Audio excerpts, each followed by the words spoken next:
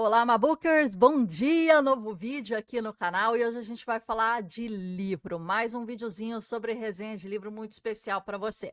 A gente vai falar dele, Dostoiévski, eu acho que essa é a primeira vez que a gente fala dele aqui no nosso canal. Para falar a verdade, eu queria fazer até um disclaimer e até uma desculpinha. Por quê? Eu lia mais livros de não ficção, mais livros de biografia, teóricos, técnicos e autoajuda, desenvolvimento pessoal, fala assim, né? Desenvolvimento pessoal para ficar melhor um pouquinho. Porque eu tinha na minha cabeça aquela coisa de que estou aprendendo para colocar em prática, né? Para trazer algo de diferente na minha vida.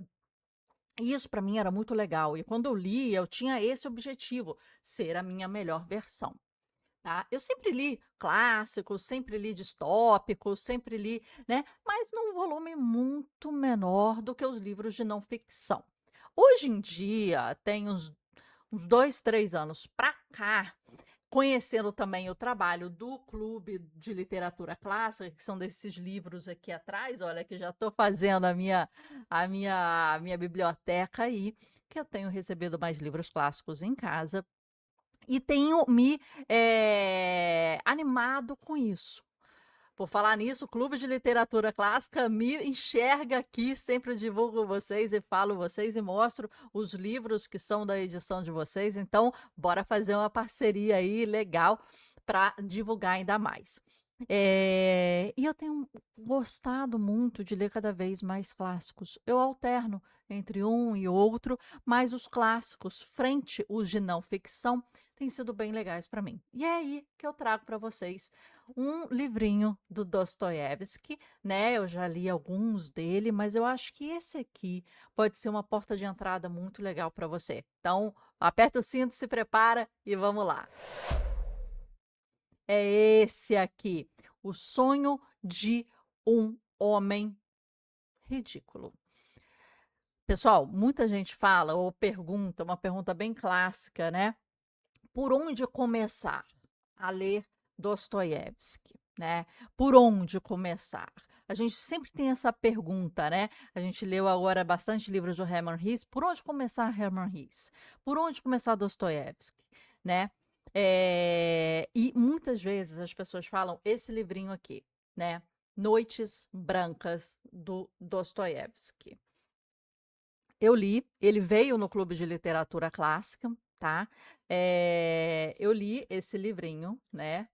Mas eu vou falar a verdade, e pode ser até ser muito criticada aqui por vocês, mas é um livrinho que não me pegou. É um livrinho legal, a gente vai ter resenha aqui no canal. É um livrinho legal, redondinho, pequenininho. Vocês podem ver aqui, olha, muito pequenininho. Fala sobre um homem que encontra a mulher, etc e tal. Não é o tipo de livro que eu gosto. Não é um livro que me cativa, que me faz pensar, né? Que me eleva, que me. Cara, eu li, um monte de gente fala, começa por esse. Se eu tivesse começado por esse, eu ia falar assim, vou gostar de Dostoiévski, não. De repente vou dar outra chance, mas. E esse aqui, eu acho que é um livro que ele destoa dos outros livros do Dostoiévski. Então, para mim, esse não é uma boa porta de entrada. Uma boa porta de entrada seria os cadernos do subsolo ou do subterrâneo, né? Ou dão diversos nomes aí, mas seria esse livrinho aqui que veio no Clube de Literatura Clássica, aqui no deles, né? Veio assim com esse fundo preto, mas seria esse livrinho aqui um de entrada. E aí saiba que é um livrinho mais denso, né? Você tem que fazer uma leitura guiada, muito possivelmente, tem camadas, né? Agora, se você já for. Calma aí. Ih, tô destruindo, tô destruindo meu Lego, tô destruindo tudo. Olha, a gente tem aqui, né, o idiota, né, como opção. A gente tem aqui crime e castigo como outra opção, não de entrada, de um outro, né, uma outra leitura. E até fui lá pegar para vocês esse outro aqui, Demônios, né? Que foi indicado pelo Luiz Vilar aqui na nossa série Melhores Livros por, né? Mas esse é um livro mais difícil, né? Mais denso. Então, a minha indicação é, de repente, esse livro que a gente vai falar agora, O Sonho de um Homem Ridículo. Esse é um livro super legal para você entrar e que você já vai entrar no universo típico do Dostor. Aí sim, isso que é legal, né? Então, bora lá. Bora começar a falar sobre esse livro. Eu ouvi no audiobook. É um áudio pequeno, é um livro pequeno, então eu não li, eu não o tenho fisicamente aqui para mostrar para vocês, ok? Ele tá no audiobook e eu ouvi. Então a gente vai falar aqui um pouquinho sobre esse livro. Se tiverem dúvidas, coloca aqui embaixo e a gente vai mostrar essa apresentação que está aqui para vocês do ladinho, né? Aqui para vocês aqui do ladinho. Maravilha. Esse livro ele já foi, você viu que a gente tem vários livros aqui deles, né? E esse livro ele já foi escrito em 1877, né? O, o Dostoiévski foi a falecer em 1881, então já são aí nos 4 últimos anos assim de vida dele, né? E ele surge esse livro num momento de absoluta maturidade criativa dele, né? Ele é situado entre o adolescente, o livro chamado Adolescente, e Os Irmãos Karamazov, que eu não tenho esses livros, né? Quero até adquirir. E originalmente ele foi publicado dentro do diário de um escritor, né? E esse conto ele funcionava como uma síntese das suas obsessões assim teológicas e psicológicas. E para indicar o diário de um escritor do Dostoiévski, não li ainda, mas me parece que era um livro super legal de se ler. Então, ele não era apenas um escritor Dostoiévski, quando a gente começa a ver, né, a biografia dele. Ele era um sobrevivente, né? Filho de um médico e de uma mãe religiosa. Ele teve contato precoce com a pobreza, né, que marcou nitidamente a sua visão de mundo, né? Um dado biográfico essencial e perturbador que aconteceu em 49, 1849, foi que ele foi preso por um envolvimento político e submetido a um falso fuzilamento, né? Ele foi amarrado no poste, ele esperava a morte até os últimos segundos antes de receber um indulto, sendo enviado depois para o exílio na Sibéria. Então, essa experiência, ela foi uma experiência central, assim, balizadora da vida dele, né? Teve um antes disso e um depois disso da vida dele, né? Você vê como tem situações da vida de uma pessoa que fazem um antes e um depois. E essa experiência assim, de quase morte, ela é a gênese da sua urgência literária. Cara, eu tenho que escrever mais, eu tenho que escrever bem, eu tenho que escrever profundo, eu tenho que tocar, né? Porque ele escreveu sobre o abismo que ele estava lá. Foi isso que gerou depois nele, né? E o conto que a gente analisa hoje, portanto, ele é um testamento de um homem que viu a morte de frente, a morte aqui, foi quase, né? E ele buscou na ficção a resposta do vazio dessa sua existência, desse vazio que ficou depois desse trauma, né? Ele morreu aos 59 anos de idade. Quantos anos você tem, né? Olha quantos livros ele publicou, né? É bastante coisa. Ele deixa uma obra que antecipa os conceitos da psicanálise, dos conceitos trazidos por Nietzsche, né? E aqui nesse vídeo a gente vai fazer uma viagem, né? Por essa história em específica, trazendo diversas partes que ela mostra aqui, explorando a consciência desse narrador que se auto-intitula Ridículo, um homem ridículo, tá bom? Então, bora lá de novo lá. Vamos lá. Opa, aqui. Então, aqui a gente tem o nascimento, né? É, em Moscou, de 1821.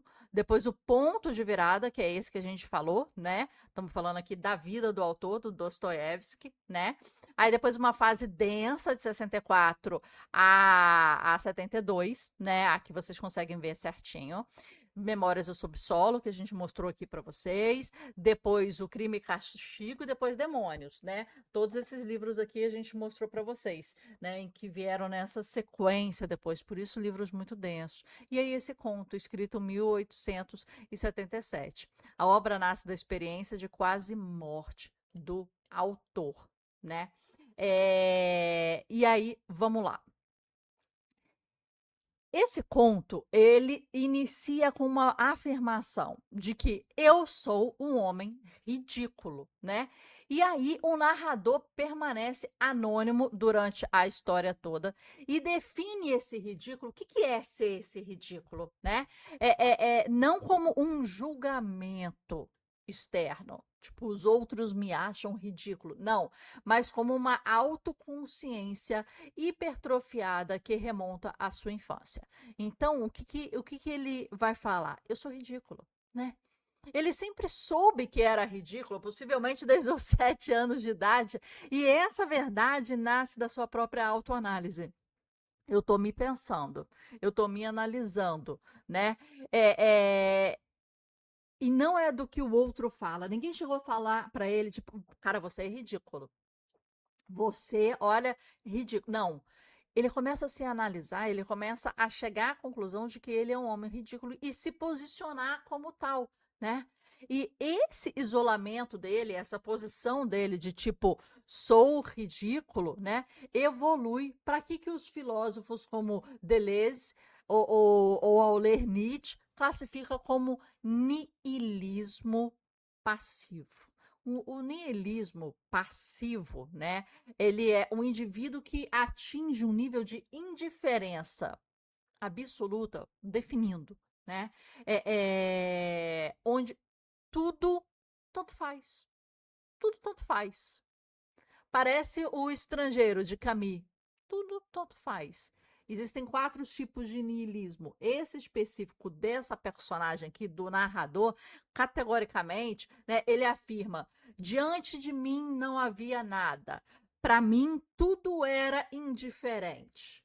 Frases desse narrador. É uma apatia total desse cara que se coloca na vida. Não há mais questões, não há sentido, não há motivo para agir. Deixa eu ficar aqui na maciota, sem questionar, sem pensar, sem brigar, sem interagir, né? O niilismo aqui é uma negação de qualquer fundamento metafísico ou moral, né? Ele chega à conclusão de que o mundo é um vácuo. Estamos aqui, é um vácuo, e por isso ele decide cometer o ato final. Aí está a sua primeira decisão. O que, que é essa decisão? É essa palavrinha aqui que a gente não pode falar aqui nesse canal. Quer dizer, ele quer tirar a sua vida, né? Então, a gente vai chamar aí dessa palavrinha aqui. Então, ele tomou essa decisão. Quero cometer, quero tirar a minha vida, né? É, o tipo de escrita aqui desse livro e a forma como o autor, né, não o narrador, mas o autor Dostoiévski coloca, ele utiliza o ambiente externo para espelhar o interior. Então, a noite é escura e hostil, tal qual a alma do narrador. Então, esse é um gatilho muito interessante, assim, para a gente entender como é que esse autor está descobrindo. Olha aqui, a fissura, o encontro na rua com uma. Ah, calma aí. A indiferença absoluta, a convicção de que tudo tanto faz, diante dele apenas o nada, o niilismo passivo, que a gente definiu agora. E ele vai decidir. Ele decidiu tirar a própria vida, né? É uma observação de uma estrela solitária no céu, isso é a história, né? E a conclusão que ele chega ao pensar, ou se né, analisar, é um gatilho para a execução de um ato absurdamente aleatório, é observar uma estrela do céu, né? E ele decide que deve se, né, fazer isso com ele naquela noite. E essa decisão, ela revela o ápice de desespero, meio que racional e não racional, onde a vida perde a sua sacralidade, não é mais sagrada, né? E se torna um cálculo de indiferença, né? Esse é o ponto.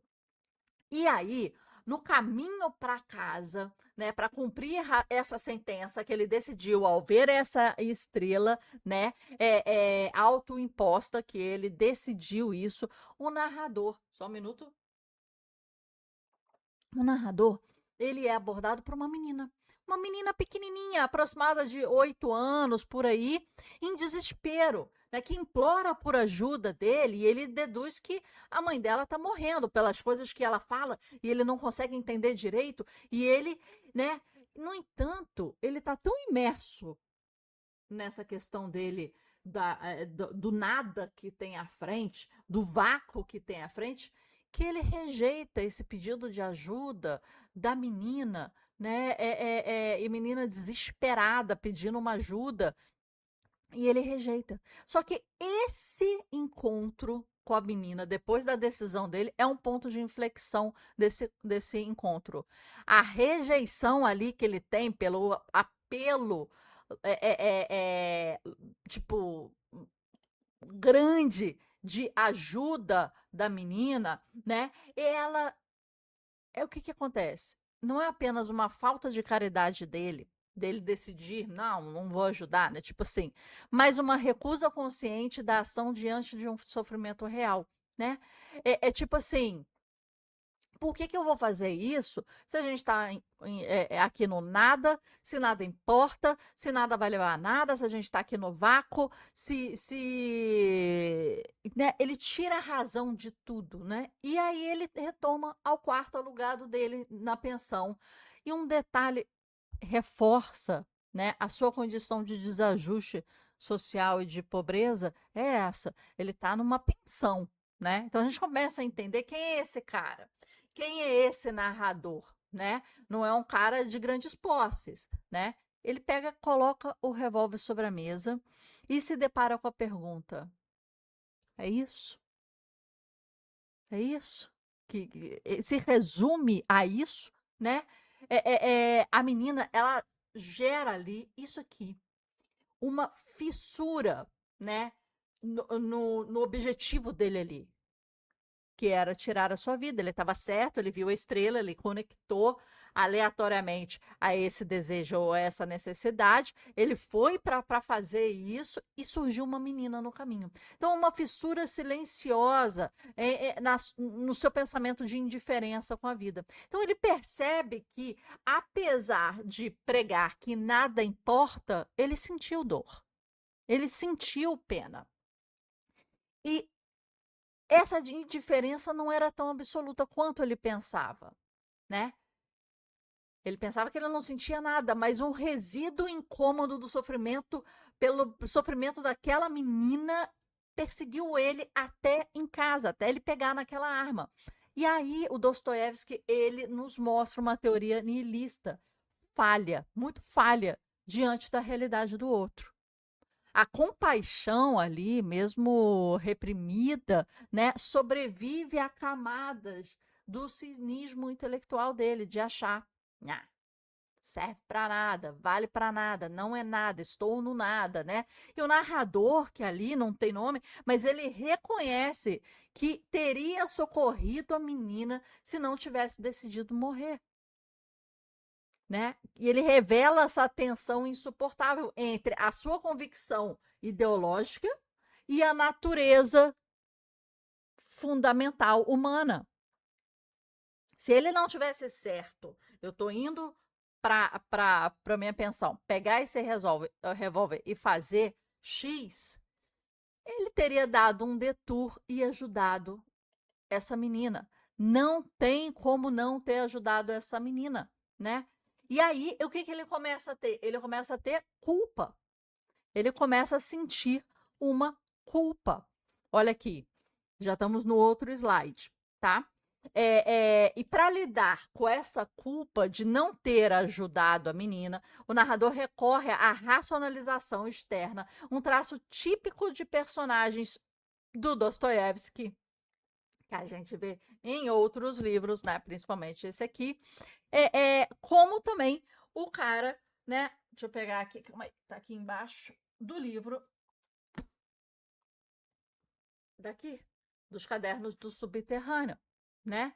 É muito clássico isso em Dostoiévski. Então, esse livro aqui é interessante de entrada por causa disso. Muito mais do que Noites Brancas, minha gente, me desculpa. Quem ama Noites Brancas, me desculpa. Eu tô aqui falando que Memórias do Subsolo e é o Homem Ridículo que é melhor para a gente entrar nesse universo. Então, ele entra em um estado de solipsismo extremo. O que é isso, Marcela? Buguei.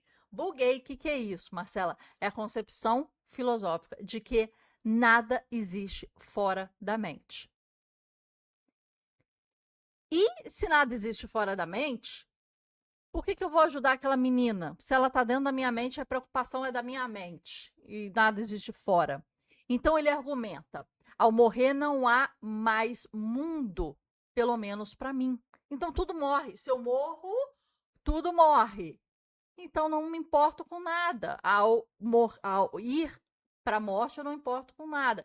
Você está vendo que ele está fazendo um paralelo sobre o que ele acabou de viver, que a gente viu ali no primeiro slide, que ele quase, né, esteve lá, né, e não esteve lá. Então ele chega ao absurdo de pensar que se ele vai morrer em 2 horas, bota aí, né, o mundo deixará de existir e ele pode praticar qualquer baixeza humana sem consequência. Porque tchau, tchau, minha gente. Tô fora daqui, não vai mais existir esse mundo. Então ele se pergunta se sentiria vergonha de um crime cometido na Lua ou em Marte, se nunca mais fosse voltar para lá. Você vê que ele começa a entrar em questionamentos filosóficos aí, trazendo Nietzsche, trazendo vários pensamentos aí da psicanálise. Então, se eu fizesse alguma coisa vergonhosa na Lua, em Marte, nunca mais voltasse para lá, será que teria importância? Esse mundo já estaria destruído aqui para mim. E é o drama da consciência hiperatrofiada, né?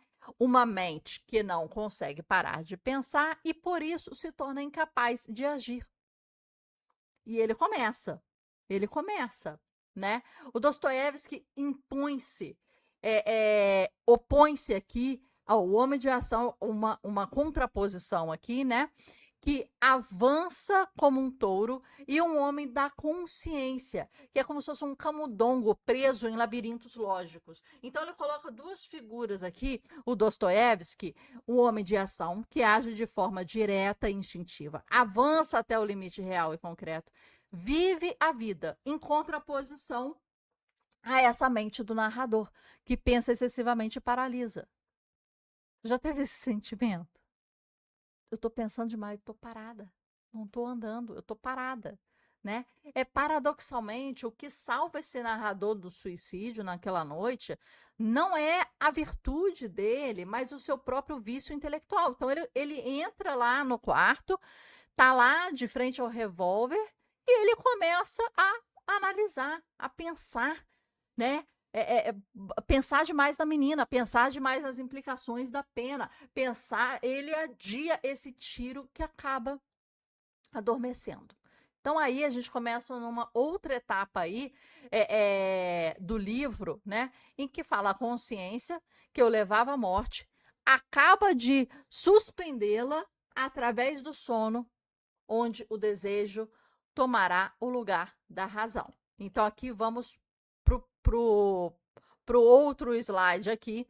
E esse sonho, olha aqui, eu quero que vocês prestem atenção aqui agora que a história mudou um pouco. Então, a história deu uma mudadinha um pouco aqui. Você sabia o objetivo dele, você sabia para onde ele estava indo, você sabia o que ele ia fazer. Ocorreu uma fissura nisso tudo, no plano dele, a menina. E ele nem ajudou a menina, ele nem voltou lá, né? E Depois ele começa a pensar, entra nesse mundo de pensamentos, que é o padrão dele, e adormece. Então aí é a outra etapa aí desse livro. O sonho, ele começa com a realização de um ato planejado, mas com uma distinção simbólica aqui fundamental, né? O sonho, né? Ele dá um tiro no coração e não na cabeça. Então, no sonho, ele começa a continuar o seu plano, né? Então, na vida real, ele desistiu ali temporariamente, começou a pensar, começou a dormir. No sonho, ele continua isso. Só que normalmente você pensa aqui e ele foi, né, no coração. A cabeça aí, ele representa a racionalidade fria que levou ao niilismo. Já o coração, vamos interpretar aqui, olha, aqui na imagem. Esse coração, ele representa os centros dos afetos e dos desejos. Então, ao invés de eu atacar a razão e morrer por ela, pensando nela e racionalmente, não. Ele quer exterminar a, o centro dos desejos, né? O narrador, ele experimenta a morte de uma forma consciente, afirmando, entre aspas aí, eu afinal estou morto, completamente morto, mas ainda assim sinto e raciocino, né? E aí ele é enterrado num caixão, reduzido a uma existência mínima, uma metáfora para a finitude absoluta que remonta o memento mori, né? Nós vamos morrer, né? Lembre-se, o que é memento mori? Lembre-se da morte, da sua morte, né? E um momento assim catártico ocorre quando as gotas de água começam a cair repetidamente no seu olho, no caixão. Então, olha como é que vai evoluindo a história, né? E essa pequena irritação física gera uma revolta metafísica para ele. Ele chama de uma instância superior por Deus, exigindo ali, naquele tuf, tuf, tuf, tuf, né, um sentido para aquele estado. E o caixão se abre. E ele é levado por uma criatura através do cosmos até a duplicação da Terra. Né? Uma utopia planetária aí, sem corrupção. Então, o que acontece? No sonho dele, ele se mata com um tiro no coração, falando, eu tô consciente, eu sinto. Ali ele vai para um caixão. Ali ele recebe uma outra, entre aspas, fissura, né? Então, assim, vai algo perturbá-lo, né? E aí aquela distração física começa a ficar metafísica, ele acorda e ele é levado a um mundo duplo da Terra, mas que não tem nada de errado lá. É como se ele estivesse entrando no mundo utópico, feito uma viagem, e ele percebe que tudo é perfeito nesse novo mundo, né? O amor pela terra que deixou. Ele percebe que ele está distante daquilo que ele amava e odiava ao mesmo tempo, né? E ele nota que o nosso mundo aqui, o amor, ele está intrinsecamente ligado ao tormento, ao sofrimento. E ele afirma que a gente não sabe amar sem dor e desejamos o sofrimento para validar a intensidade do amor. Quanto mais o amor sofrido, que sabe aquele amor, sabe, que tem marcas e sofrimentos, parece que se ama mais, sendo que isso não é tão certo, né? Essa é uma das visões mais profundas do Dostoiévski sobre a condição humana, né? A incapacidade de conceber a felicidade sem o contraste do martírio, sem esse contraste, né? É, é, a gente quer mais. Então aqui a gente entra nessas duas terras, né? Vamos dizer assim. A nossa terra, né? E a terra do sonho, da utopia. Então, ao chegar nessa outra terra, né, o narrador encontra, né, uma humanidade que vive em estado de inocência, né, anterior ao pecado original. É como se fosse Adão e Eva antes de pegar ali o fruto proibido. Eles são puros, eles são belos, eles são felizes, eles estão vivendo em harmonia absoluta, né? Sem leis, sem tribunais. E aqui o autor ele lança uma crítica feroz ao cientificismo do século XIX. Ele observa, dá uma olhada aqui do lado, né? Dá uma olhada aqui do lado, como é que a gente definiu esses dois mundos, né? Ele observa que o povo não possui ciência, mas possui uma sabedoria vital. Enquanto nós usamos a ciência e a filosofia como muletas para tentar entender aí, né, a vida que não sabemos viver, eles possuem a própria vida em plenitude, né? Aí a ciência, para Dostoiévski, ele é um produto da nossa necessidade de remediar o que perdemos do nosso mundo antes, sabe? Parece que a ciência é uma forma com que a gente faz entender como é que somos agora dessa maneira e como é que viemos até aqui, né? Passando aí do pecado de Adão e Eva e entramos nesse mundo. Então, esse mundo que ele traz, que é um mundo da utopia aqui, né? Esse povo que ele encontra, ele vive em contato direto com a natureza, com os cosmos, sem mediações teóricas, religiões institucionais, pois ele é divino. Divino é o que ele faz ali, é a experiência vivida dele, não uma crença abstrata como, né, religião ou outras coisas, né? Eles vivem. Entende que tudo que a gente prega na ciência, na religião, eles vivem ali, né? Não há propriedade privada, não há inveja, não há violência, né? Até a morte ali, ele observa que é diferente, eles partem em paz, né? Como se estivesse apenas adormecendo, né? Aqui me fez lembrar de dois filmes que eu queria indicar para você. Um filme é com o Rick Gervais, que é A Primeira Mentira do Mundo, em que o Rick Gervais, ele tá num mundo em que não existe mentira, não existe o conceito da mentira. E ele é o primeiro a mentir ali, porque ele observa, por que você está falando isso? Não, porque é verdade. E as pessoas não mentem, elas não têm o conceito da mentira. E o Rick Gervais ali, ele vai falar a primeira mentira, ele vai testar a mentira naquele ambiente. E outro filme que eu pensei aqui, qual que foi outro filme que eu pensei aqui?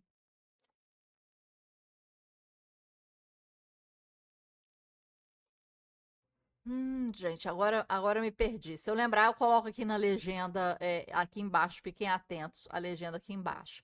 Mas é isso, né? Assim, então, o narrador, ele sente que ele não consegue compreender plenamente essa episteme.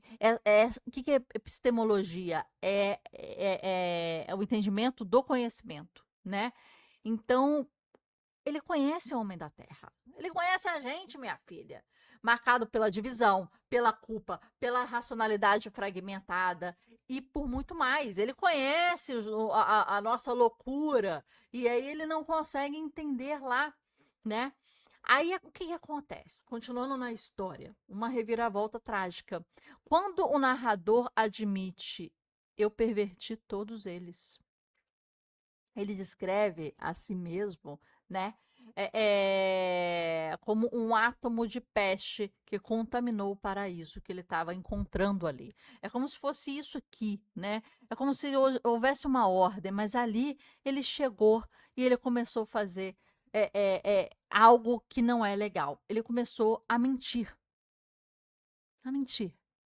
Lembra do Rick Gervais? Ele começou a mentir, né? A queda não começou com um crime, com algo passional, né? Com um crime castigo, com algo mais sério que você vê ali nas outras obras do Dostoiévski. Ele começou com uma simples mentirinha. Algo mínimo, algo aparentemente insignificante que foi mentindo ali e só que ele foi contaminando tudo. E a mentira, ela criou um muro entre as pessoas, quebrando essa unidade original.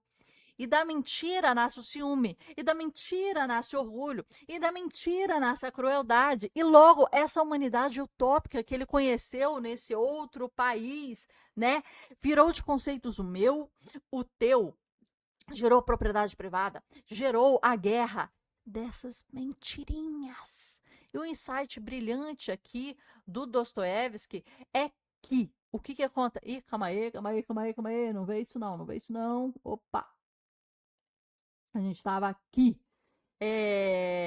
O que acontece aqui, essa cascata aqui que eu estava falando, né? Um insight brilhante é que a mentira, o fim da transparência absoluta. Depois, o que acontece, né? Opa, o ciúme e orgulho, o surgimento do ego inflado.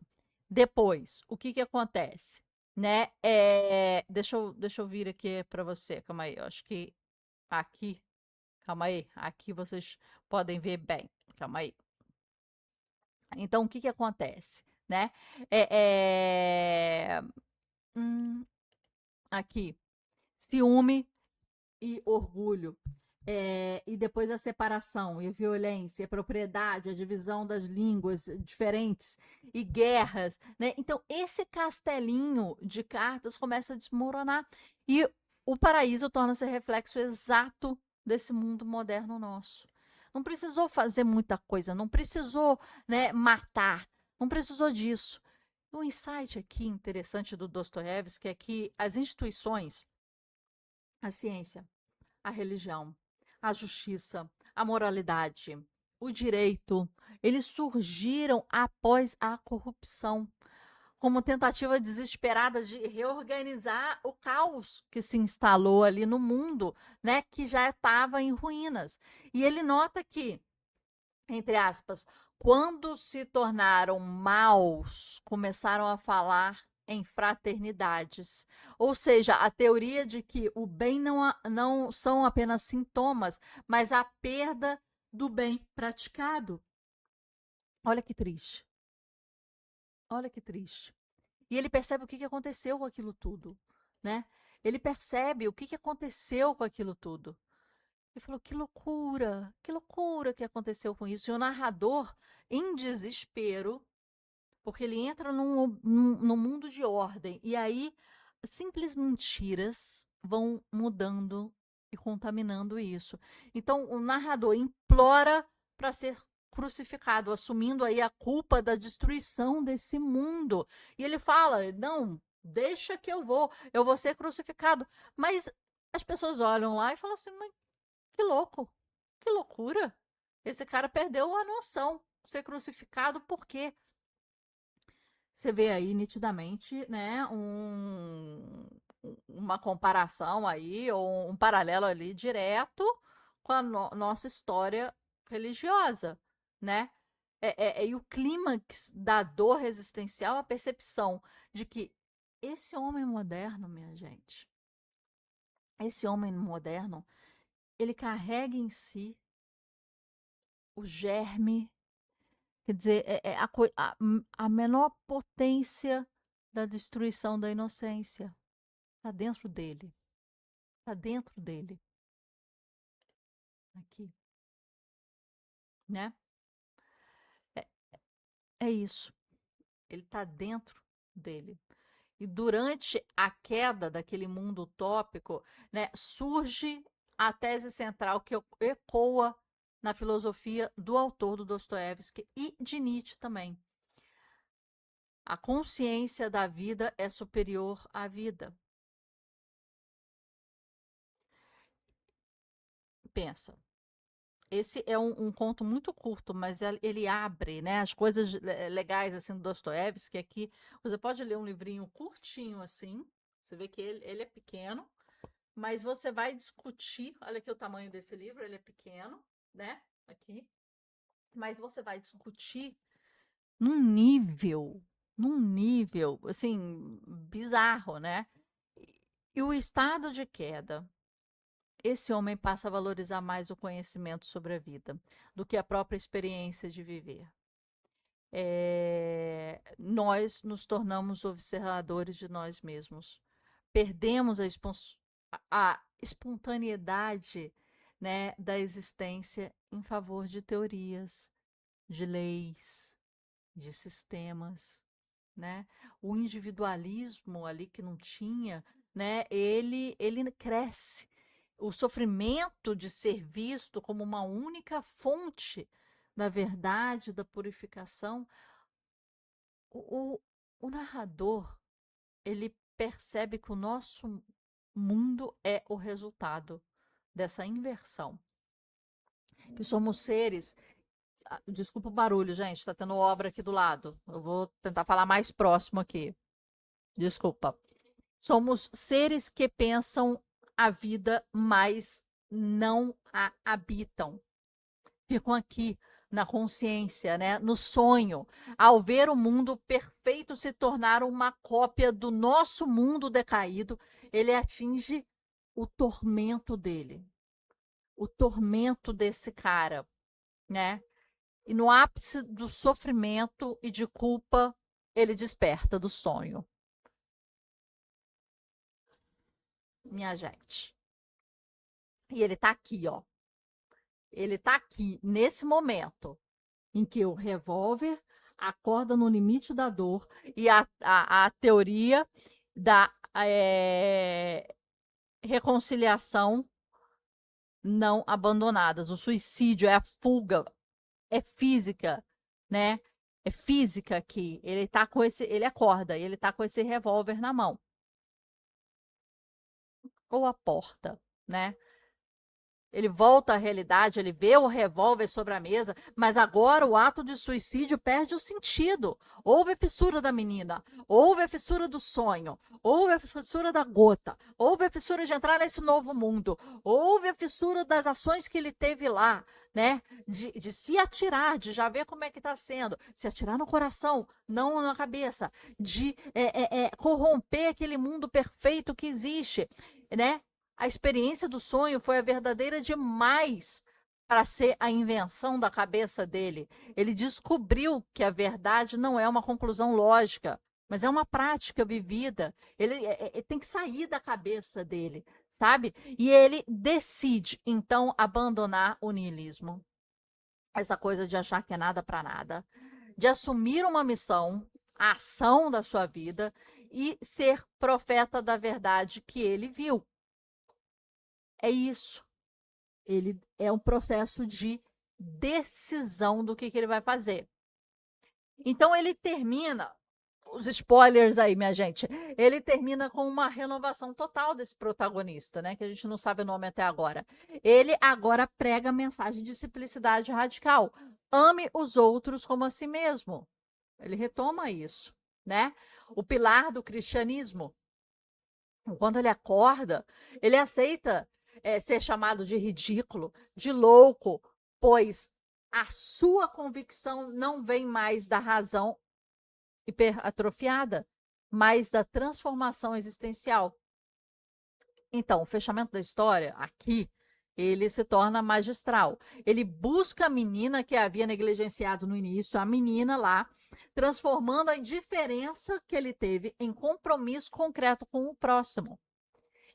E aí a gente pode ler esses 5 níveis, né? O existencial, que ele supera esse niilismo através do amor como fundamento da vida. O moral, né? Aqui, ó.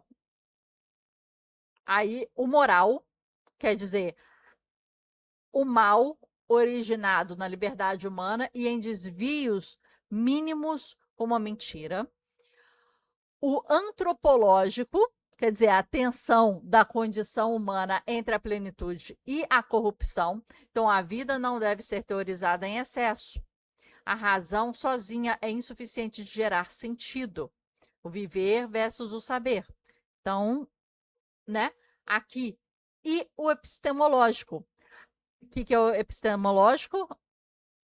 Epistemologia, né, o estudo do conhecimento, a crítica ao intelectualismo socrático. O sentido da vida é encontrado ao viver, não ao teorizar a vida. É ali, ao ajudar a menina. Tá ali a vida. Não tá em teorizar, teorizar, teorizar, pegar no revólver, dormir, teorizar, teorizar. Não é isso, né? E o religioso, que é agora a gente está aqui. A reedição literária da queda e da redenção, onde a prática da caridade supera qualquer sistema teológico. O arco de Éden perdido pelo pecado original e a salvação alcançada apenas pela prática radical do amor humano. Está aqui. Ele faz um paralelo direto com a religião. Direto com a religião. Tentando até ser crucificado ali naquele momento que ele viu que ele estragou tudo. Então me puna, né? Então me puna. Como o filósofo Spinoza sugeriu, o que importa é a prática do amor e da caridade, né? O resto são sombras da razão. O resto, gente, não, o resto é resto, né? Esse homem ridículo, ele termina a sua jornada não como um sábio, mas como alguém que finalmente aprendeu a ser humano.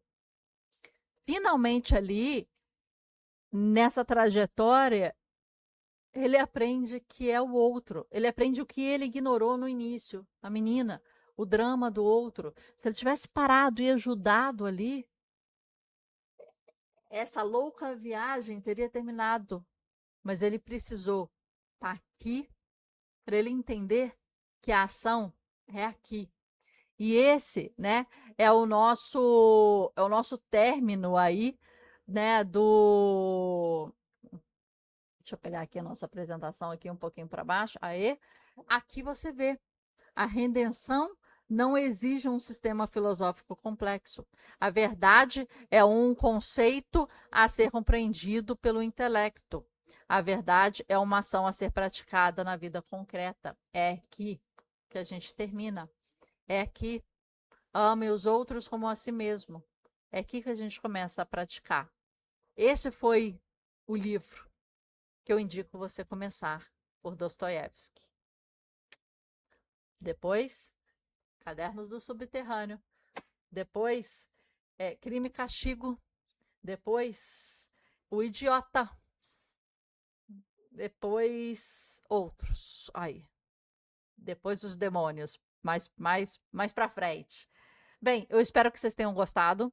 Eu espero que tenha dado insights aqui bons para vocês, né? Acho que a gente fez um estudo legal, não só uma leitura, mas um estudo legal sobre esse livro. Ficou até bem grande. Desculpa aí, mas eu acho que trouxe insights muito legais para vocês. Espero que vocês tenham gostado.